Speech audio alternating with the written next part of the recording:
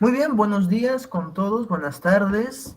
Bienvenidos a este pequeño conversatorio acerca de las manufacturas, la producción, el precio en el Perú colonial, principalmente en la producción textil. Bien, tenemos como invitados a nuestro compañero Diego Montaño, Stephanie Morales, la hermana Marlene Culicóndor y mi persona, George Flores. Bueno, dando un contexto de una contextualización de este tema, debemos recordar que la textilería o la industria textil en la América Latina se remonta al año 8000 a.C., a la cueva de guitarreros en el callejón de Huaylas, donde se encontraron vestigios de lo que podría considerarse los primeros tejidos existentes en América Latina, ¿no? Se encontraron vestigios de pequeñas redes, pequeñas cestas e incluso pequeños cordeles que darían inicio a lo que terminaría siendo en el Imperio Incaico y posteriormente la colonia española una industria textil de una gran calidad, variedad y gran valor. Tenemos que recordar también que la textilería ha jugado varios papeles en el desarrollo de la humanidad en América Latina, partiendo desde el uso de algunas materias vegetales hasta la domesticación del algodón y ciertos derivados del ganado auquénido, las llamas y vicuñas y alpacas principalmente. También tenemos que recordar que se llegó a tal punto que en el Imperio Incaico se pudieron confeccionar prendas con hilos elaborados de oro y plata y que tenían una utilidad principalmente religiosa, además de la común, que era la vestimenta. Bueno, continuamos con nuestro compañero Diego. Gracias, George, por esta breve introducción de nuestros antepasados incas. Eh, Ahora podemos ir asentando un poco más al tiempo colonial. En esto nos referimos a la institucionalización de la colonia, ¿no? Como tal, en el virreinato del Perú, ¿no? Vamos a partir de la figura de el rey Felipe II, ¿no? En el momento que asume el trono, quiere hacer algo muy diferente que su padre, ¿no? Entonces, él da como virrey o presenta como virrey a Francisco Toledo, ¿no? Tenía como tal la corona objetivo económico, ¿no? Eh, en el, se da mucho realce de parte de Felipe al Consejo de Indias. Como tal, la misión de Toledo es formar una buena administración de la economía como tal en el Perú, ¿no? En el Perú virreinal. Entonces, ¿cómo va a poder hacer esto? La mejor forma es mediante las mitas mineras, ¿no? Ya existía anteriormente. Y lo que él hace es darle un nuevo realce, ¿no? Pero en su recorrido de Toledo, vamos a ver desde el año 1570, que él va caminando como tal, valga esta expresión, va revisando cómo está el territorio, ¿no? Cómo está el virreinato. Entonces, él durante ese tiempo va dando mandatos como tal, y uno de estos acontecimientos que se puede resaltar de los hechos históricos es la persecución a Tupac Amaru I, ¿no?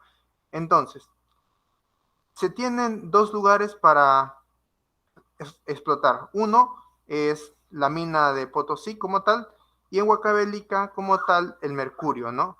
Son esos lugares que este virrey tiene como objetivo sacar lo máximo de ellos para la exportación a España, ¿no? Entonces, pero también él se encuentra con un problema que se ha dado durante mucho tiempo, ¿no? Que son los obrajes, ¿no? Si bien fabricaban grandes manufacturas como tal, los indígenas como tal vivían una opresión, ¿no? Vivían bajo el dominio de los encomenderos. Y estos, como tal, utilizaban a los indígenas para satisfacer todas aquellas sus necesidades y en pocas palabras enriquecerse, ¿no? Le daban trabajo forzado durante mucho tiempo, su trabajo constaba de 12 horas, ellos tenían que cumplir su día laboral, pero ese día laboral solo lo llegaban a completar en el margen de 3 días, ¿no? Y por eso tenían que ir su familia, mujeres, hijos, a ayudar, ¿no? Y no se le pagaba como tal, ¿no? En el tiempo adecuado. A muchos se le quedó debiendo, ¿no? Entonces, ante esta postura política, ¿no? de Toledo, se van a cerrar estas encomiendas, ¿no? Y también hay un realce de estos encomenderos de querer abolir o querer ir en contra de esta política que se plantea, ¿no? Por ello se van formando nuevos obrajes, nuevas mmm, casas como tal, ¿no? Que van realizando nuevamente la reapertura, ¿no? A causa de esta explotación, también vamos a ver que el nacimiento de enfermedades. Y en lo que se refiere a las mitas mineras de Toledo, se quería cerrar los obrajes para obtener gente, mano de obra barata, que ayude a la producción de estos o a la recolección de estos minerales para la exportación, ¿no?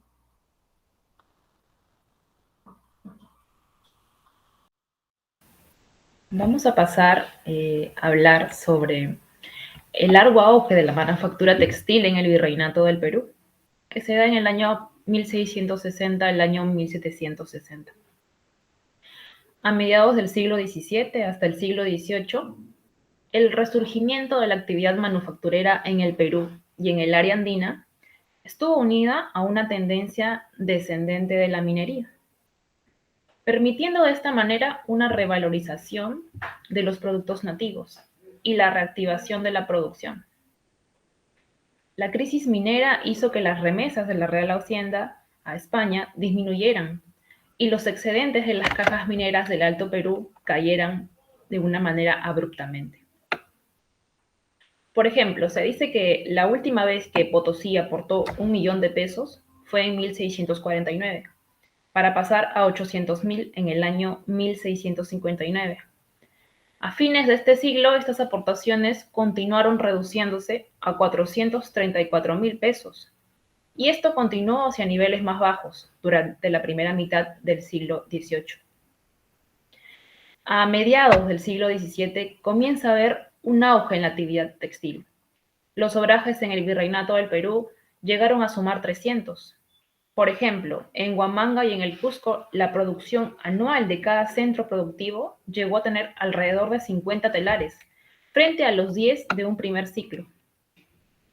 Aquí también vamos a mencionar que habían corregidores que aprovechaban sus cargos para crear obrajes y obtener ingresos extras.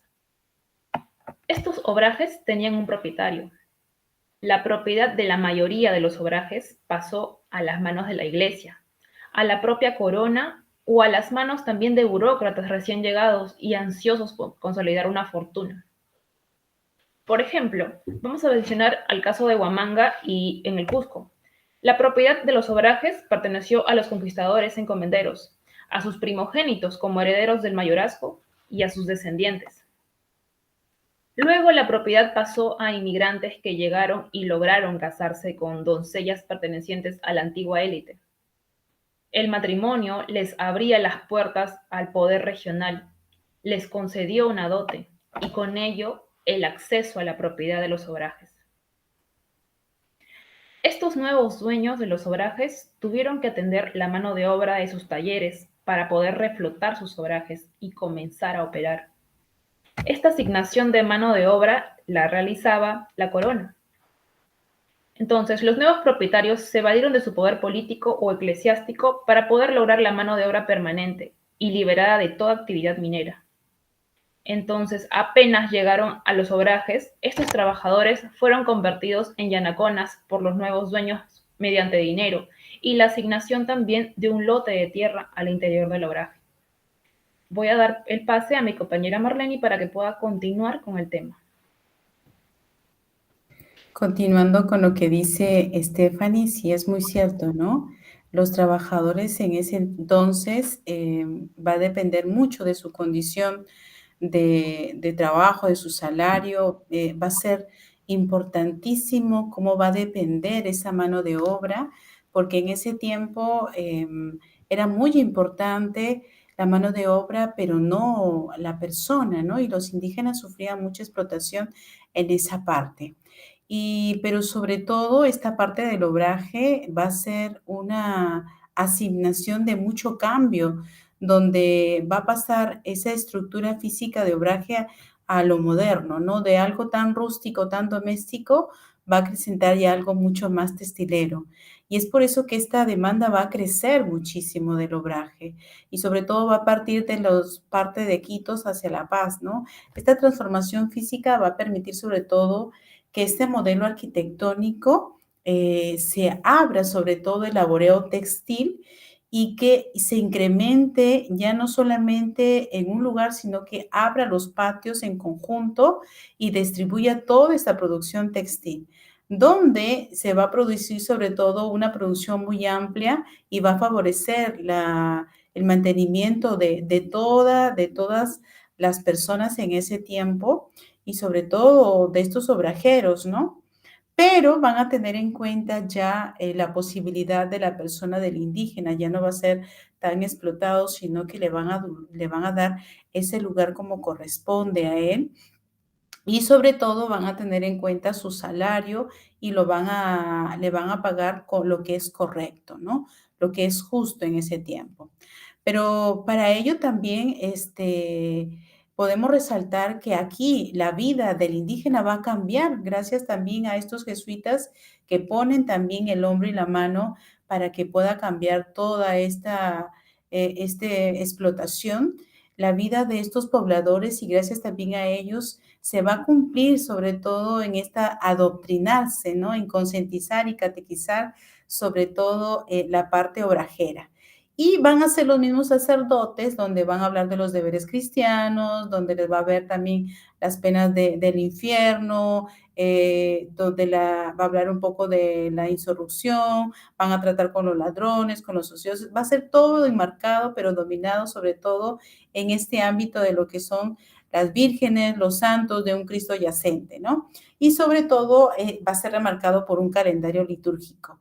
Y la parte del obraje, de esos momentos de la población obrajera, se va a convertir de una manera en un hogar, en un terruño del trabajador y sobre todo va a ser el templo de un refugio espiritual, un desahogo de sus penarias que va a favorecer a la parte de la población indígena, ¿no? Las materias en ese tiempo primas también y los caminos del mercado, los insumos van a dar todo una vuelta, va a ser todo un cambio porque en este periodo va a haber fuertes inversiones, ¿no? La infraestructura física de este obraje va a ser un cambio total y la producción va a ser muy necesaria y se va a aprovechar esos insumos, se va a aprovechar esta producción y esta diversificación y multiplicación de inversión de los productos donde va a acrecentar todo un insumo y la materia prima que va a llegar también de los diferentes lugares de España y de Centroamérica, va a favorecer la producción y sobre todo va a incrementar lo económico, ¿no? Y es ahí como que la producción va a ir marcando del tejido, es decir, va a cambiar, va a tener ya un nacimiento textil obrajero marcado, sí, etiquetado ya más americano, ¿no? Donde se va a construir ya sectores más importantes y excepcionales para el crecimiento de esta economía colonial, ¿no? Y ya para concluir esta parte de este tema, ¿no? De lo que es la tema manufactura textilería, ya en el siglo XVII, en los primeros años del siglo XVIII, va a marcar esta consolidación y el triunfo de un sistema colonial y sobre todo va a acomodar las haciendas, las estancias, los trapiches y los obrajes y se va a convertir en un élite económico recapturado de un poder político y sobre todo de un corregimiento que va a buscar la estabilidad de toda la familia y la estabilidad de una economía colonial. Muchas gracias, estimados compañeros, invitados a este pequeño conversatorio. Nos despedimos para una siguiente oportunidad. Gracias. Gracias. Hasta luego. Hasta luego.